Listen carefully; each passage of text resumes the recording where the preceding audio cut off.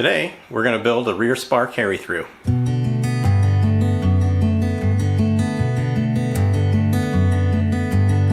Alright, we're going to start this like we normally do, looking at the drawing. You can see all the parts that you need. So my first thing that I like to do is lay out all of the parts that make the assembly, all the tools that I might need. Several of these parts are pre-drilled from the factory, so we know exactly where to put some holes. Here's an example. Here's a part that has a 3/16 inch hole in it already, and that's going to line up down here. You probably can't see that hole very well, but there is a hole right here. That's going to have to be drilled up to 3/16, and this will lay over the top of that and line up exactly in that hole.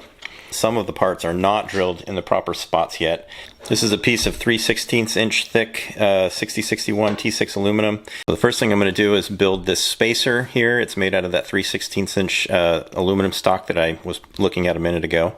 It's already 1.5 inches wide. I just have to cut off a chunk that's 2 13/16 inch long, and I'm going to do that in the bandsaw.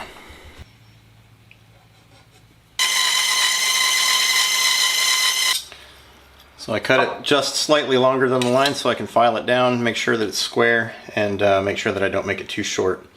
That's just about perfect.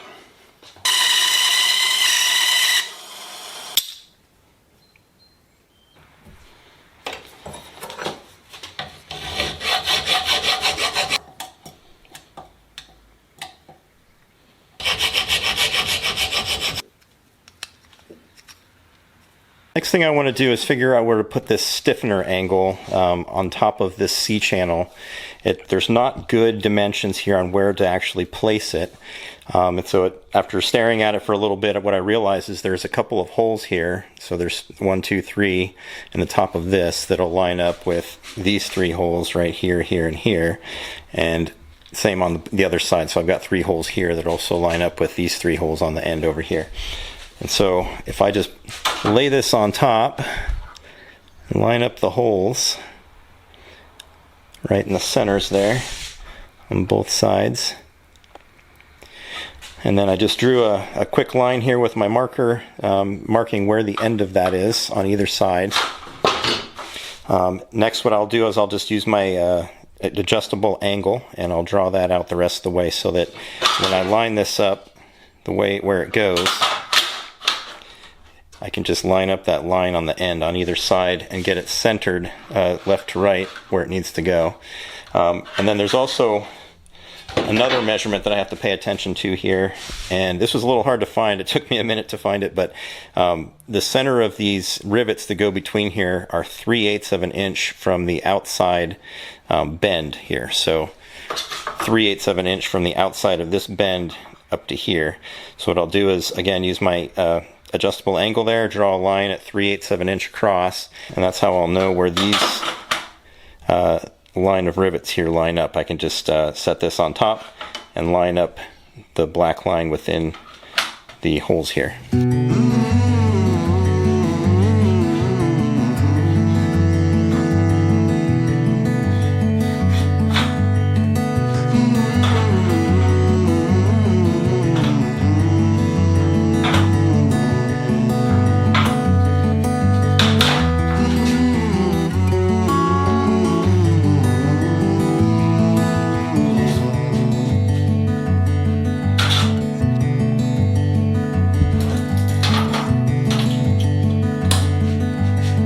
Alright, I've got it all lined up here on the edge, as well as down each of these holes here. I can see the line all the way down the middle.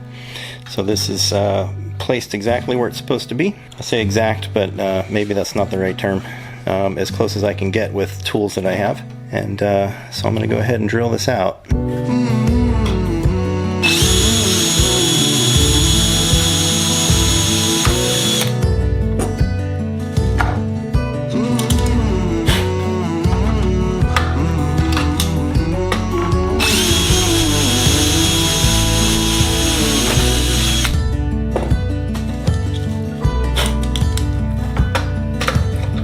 Alright, all those holes are drilled in the right spots.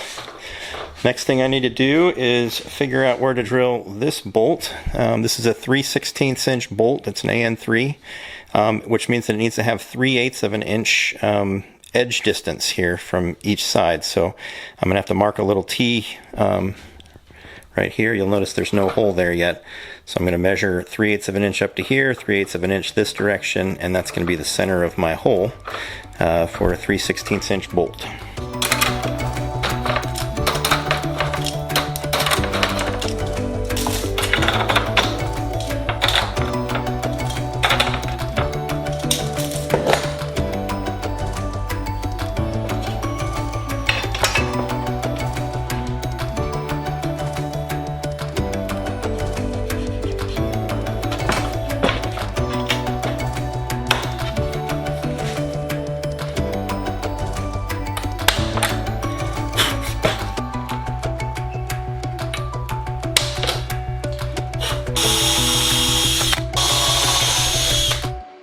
Alright, there we go with a nice hole drilled right in the right spot here.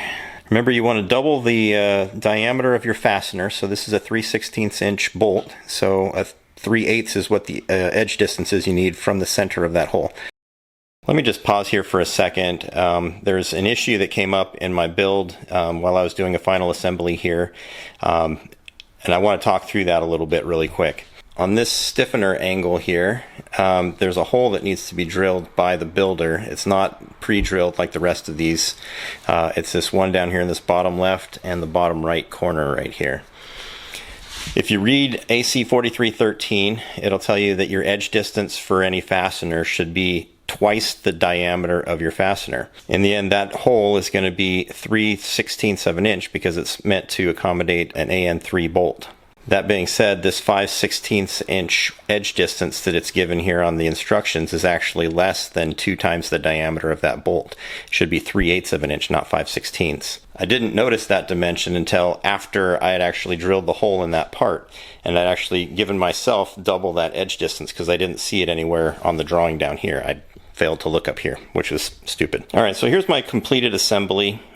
This is the hole that I drilled here, and if you look at this, you'll see that I have an edge distance of 3/8 of an inch and 3/8 of an inch on either side. That's according to AC 4313-1B. However, when I flip this over, the part that it goes through, this drilled part right here, that puts that bolt's edge distance a little bit closer here, because instead of it being kind of over in this direction, it kind of brings it in a little bit and puts it closer to this edge. Obviously that concerned me quite a bit, so I went ahead and purchased all the parts that I needed to rebuild this part.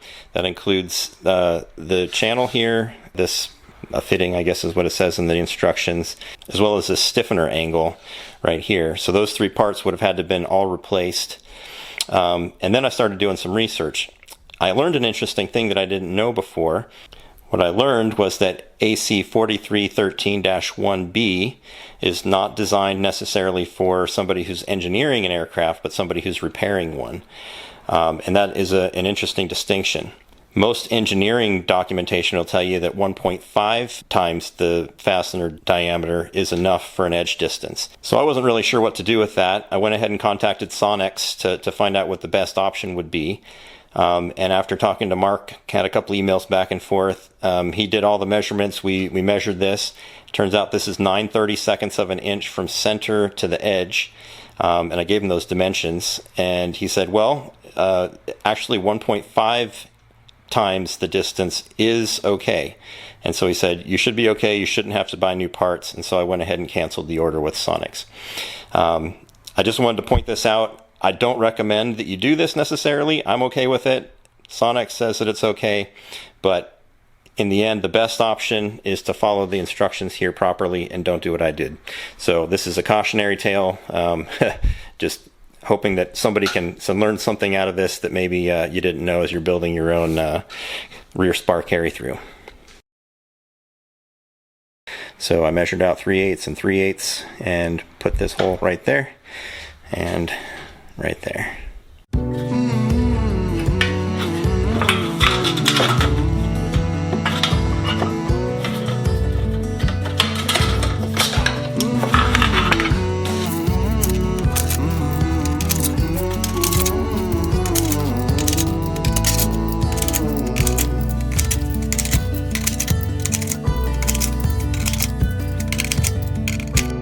Alright, so I have all these holes drilled, pilot drilled. I'm going to go ahead and up drill to 1/8 inch now to get them prepared for rivets. I'm not going to up drill this fella yet. because this part back here needs to actually fit underneath first, and that hole is going to hit right into this area right here.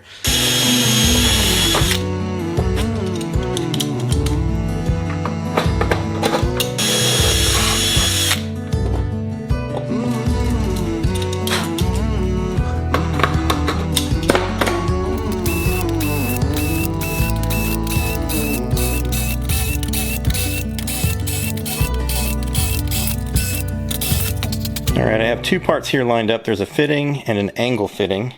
The angle fitting already has a hole that's drilled up to 3/16 of an inch, but the fitting underneath does not. And so what I'm going to do, I've got this all lined up with the edge here, and it's also meant to be parallel with the edges here. So I put it in my drill vise. So I'm just going to use this, the angle, as a fixture to hold the drill bit in place and drill it center to center here so I get exactly where I want it to be.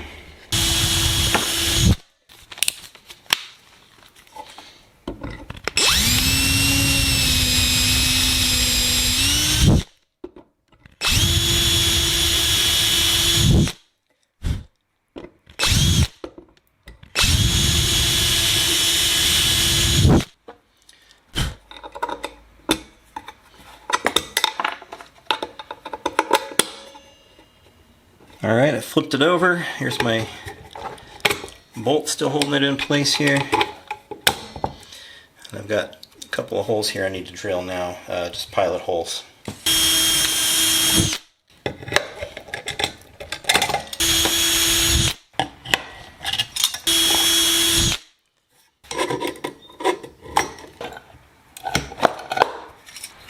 Alright, I'm going to pull this one apart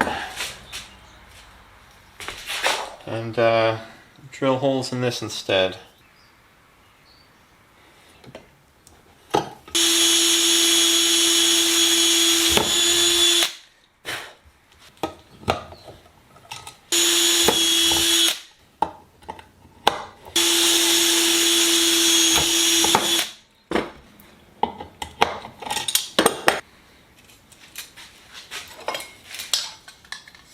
Trying to align all these so that they match up on the sides, and I'm using this vise to kind of pinch them into place.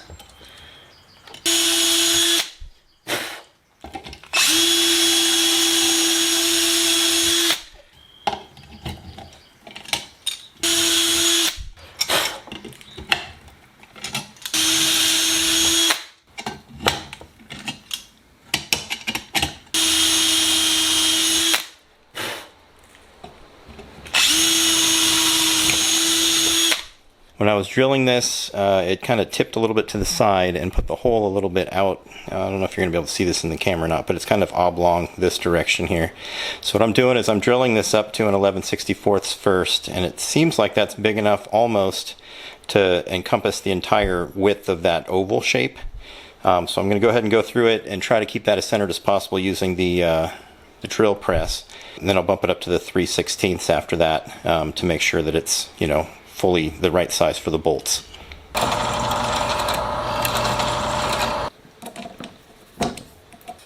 Put the 3/16 reamer in place here.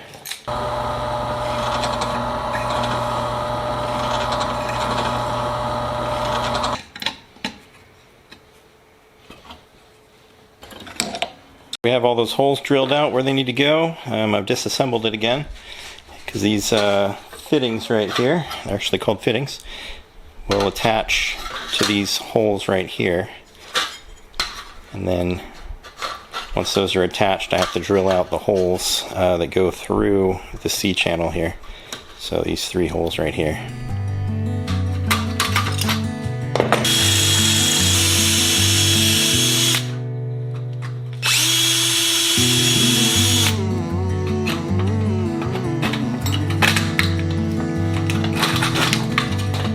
Alright, so I put some castellated nuts on the back of this. These are not the right bolts for that. They're not drilled. They're the AN3-7As, which means they use the nylock nuts on them. I just didn't want to waste a nylock nut, so I just put these on to hold it in place for a moment while I drill out a couple of other holes. Specifically, I need to drill out this one here on the end that needs to go up to the full 3/16 size for another one of these bolts as well.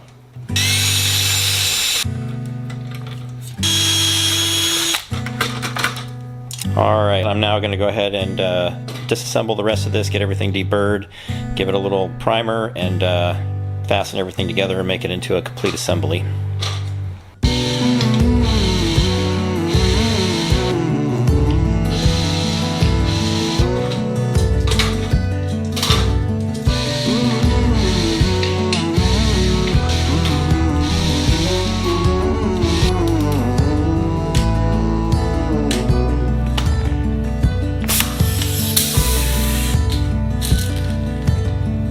Alright, and there you have it. A rear spar carry through. Apart from the one issue where I drilled the hole in a slightly wrong place, I'm very happy with the outcome. If you haven't subscribed yet, consider doing so, and we'll see you on the next one. Take it easy.